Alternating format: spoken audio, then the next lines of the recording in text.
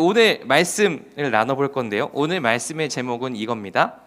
불타는 사랑, 하나님의 사랑. 오늘 말씀 이제 본문은요. 신명기 4장 23절, 24절 말씀인데요. 우리 세번역 말씀으로 우리 함께 여기 자막으로 이제 밑에 멋있게 나갈 겁니다. 자막으로 함께 여러분 입술을 열고 마음을 열어서 읽어보았으면 좋겠습니다. 신명기 4장 23절 말씀입니다. 당신들은 당신들의 하나님이 당신들과 세우신 언약을 잊지 말고 지켜야 합니다. 그리고 당신들의 하나님이 당신들에게 금하신 대로 어떤 형상의 우상도 만들어선 안 됩니다. 내 하나님 여호와는 소멸하는 불이시요 질투하시는 하나님이시니라. 아멘. 네, 여러분 혹시 살면서 누군가를 질투해 본 적 있나요? 저는 질투 많이 해봤거든요. 특별히 우리 조금 이렇게 연애를 해본 친구들, 이렇게 좋아하는 남자친구나 여자친구가 있었던 친구들은 한 번쯤은 질투를 해봤을 것 같아요.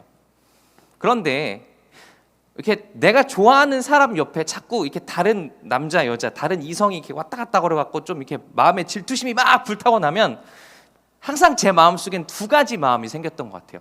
첫 번째는 뭐냐? 질투라고 하는 건 자연스러운 거지. 뭐 그럴 수 있는 거지. 근데 두 번째 마음은 어떤 마음이 생겼냐면 나 왜 이렇게 찌질하지?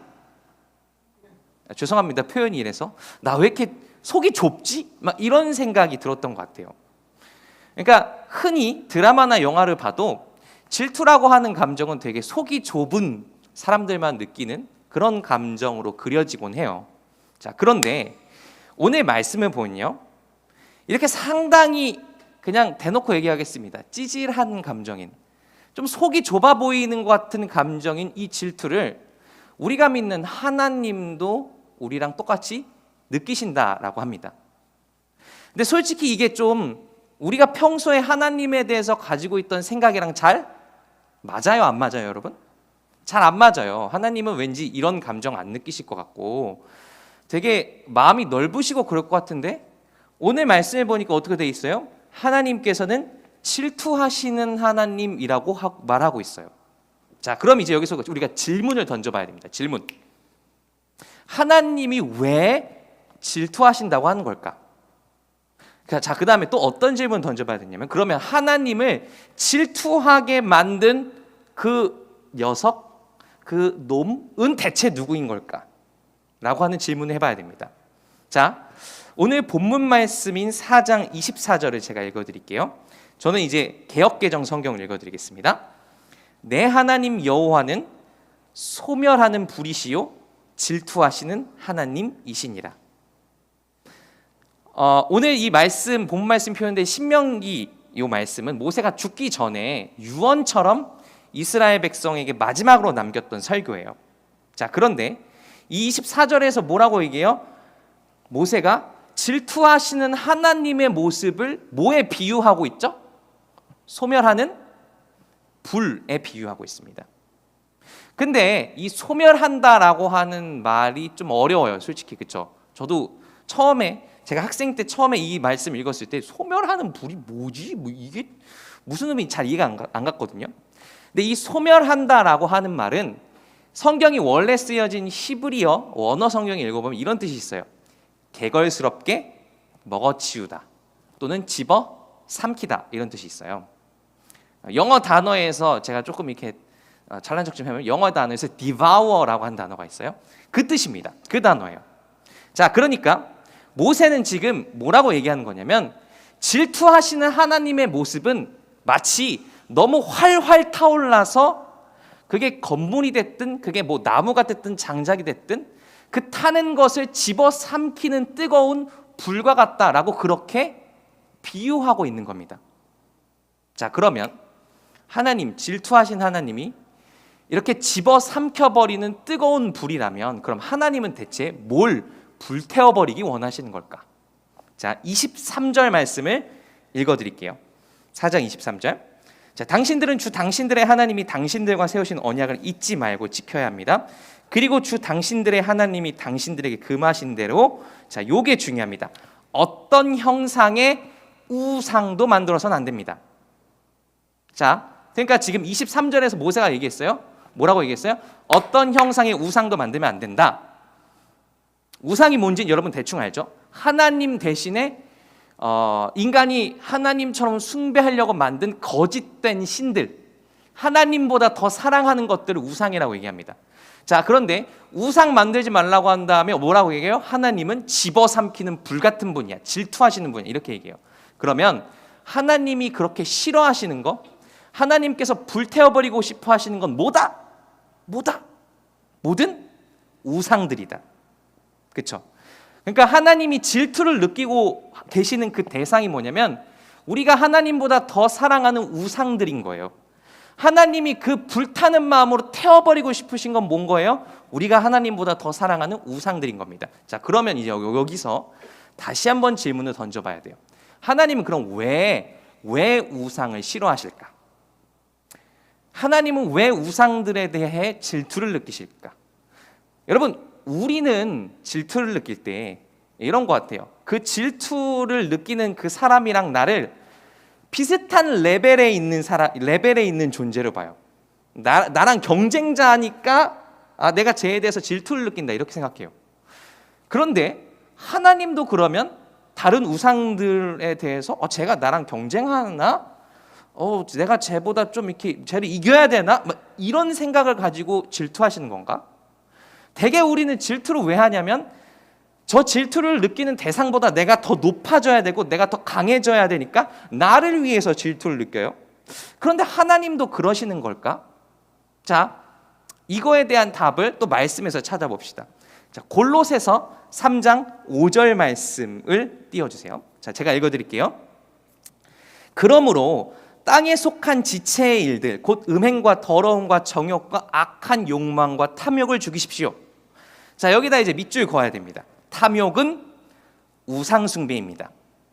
자, 지금 이 골로새서 말씀은 우상 숭배의 뿌리, 본질에는 뭐가 있다고 얘기해요? 인간의 욕심이 있다 그래요. 인간의 탐욕이 있다 그래요. 여러분 생각해 보세요. 왜 사람들이 우상을 섬길까요? 특별히 모세와 이스라엘 백성들이 살았던 그 당시에는 사람들이 우상을 왜 섬겼냐? 자기의 욕심을 채우려고 섬겼어요. 그래서 이 우상들과 우상을 섬기는 사람들 사이의 관계가 항상 무슨 관계였냐면, 이게 전문 용어인데요, give and take의 관계였습니다. 쉽게 말하면 이런 거예요. 자, 우상, 그게 그 우상의 이름이 뭐 바알이든 몰렉이 됐든 무슨 우상, 내가 100만큼을 당신한테 바칠게, 나에게 100만큼을 주시옵소서, 이러면서 우상을 숭배했다고요. 자, 그런데 문제는 뭐였냐면 사람들의 욕심이 계속 커지니까 어떻게 됐을까요? 더 바치는 것도 많아진 거예요. 더 바쳐야 할 게 커진 거죠. 그래서 성경에 보면 이 사람들의 욕심이 얼마나 커졌던지, 우상을 통해서 이루고 싶은 게 얼마나 많았던지 사람들이 심지어 모두 바쳤을까요? 굉장히 끔찍한데, 자기의 자녀들, 자기의 어린아이들을 우상에게 제물로 죽여서 바쳤어요. 우상 숭배는 인간의 욕심과 관련이 있기 때문에 인간을 파괴시킵니다. 사람을 망가뜨려요. 사람을 망쳐놔요. 자, 그래서 여러분, 그렇기 때문에 하나님께서는 이토록 우상 숭배를 싫어하는 겁니다. 왜요? 하나님 자신을 위해서요? 하나님 자신을 위해서 하나님이 우상들을 질투하신다고요? 아니요.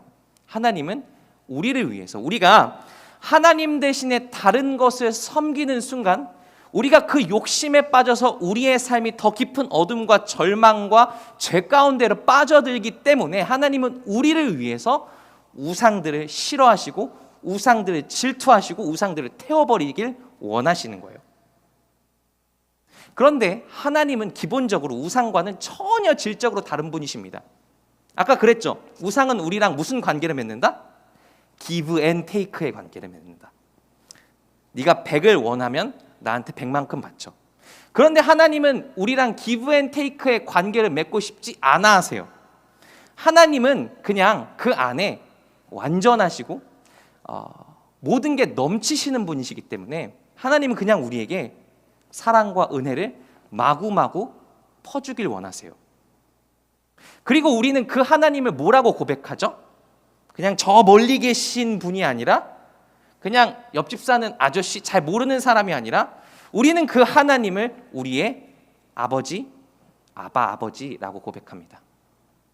그래서 우리가 그 하나님을 아버지라고 고백하는 순간, 하나님과 관계 속에서 살아가는 순간 하나님께서는 자기 안에 넘쳐나는 그 사랑과 은혜를 우리에게 대가 없이 마음껏 퍼부어 주시는 거예요.